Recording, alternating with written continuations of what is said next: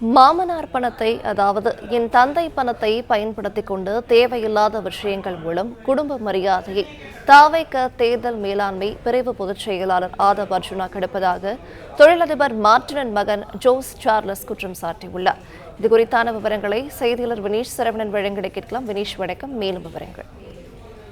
2 தினங்களுக்கு முன்பாக தாவேகா பொதுக்குழு கூட்டத்தில் அண்ணாமலை குறித்து கடுமையாக விமர்சனம் செய்திருந்த ஆதவ் அர்ஜுனாவுடைய கருத்திற்கு அவருடைய மைத்துனரும் அவருடைய மனைவியின் சகோதரருமான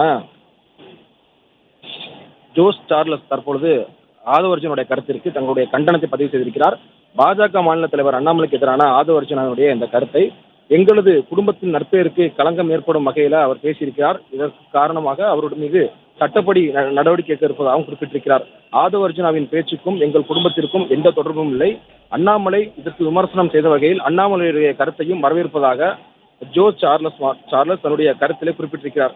குறிப்பாக பொதுக்குழு கூட்டத்தை பொறுத்தவரை ஆதவ் அர்ஜுனா பல பொய் பிரச்சாரங்களை உருவாக்க வேண்டும் என்ற கோணத்தில் தமிழகத்திற்காக செட் செய்யப்பட்டவர் அண்ணாமலை. டெல்லியில் பிரதமர் மோடி அமர்ந்து கொண்டு மற்ற மாநிலங்களில் செட் செய்து கொண்டிருக்கிறார். தமிழகத்தில் அண்ணாமலை இதே வேலையை செய்து கொண்டிருக்கிறார் என்று கடுமையாக விமர்சனம் செய்திருந்தார். அந்த கருத்தை தற்போது எதிர்க்கக்கூடிய வகையில்தான் அவருடைய மைத்துனர் ஜோஸ் சார்லஸ் இந்த பதிவிலே குறிப்பிட்டிருக்கிறார். தமிழக மக்களின் நலனுக்காக அயராது பாடுபடும் தமிழக பாஜக மாநில தலைவர் அண்ணாமலைக்கு எதிராக ஆதவ் அர்ஜுனா வெளியிட்ட நாடாளுமன்ற மற்ற கருத்துக்கு எனது ஆட்சேபனையும் தெரிவித்துக் கொள்கிறேன். இதற்காக நான் மன்னிப்பும் கேட்டுக்கொள்கிறேன்.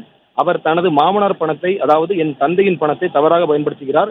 எங்கள் குடும்பத்தின் நற்பெயருக்கு களங்கம் விளைவிக்கிறார். தேவையற்ற பிரச்சனைகளை தமிழகத்தில் உருவாக்குகிறார்.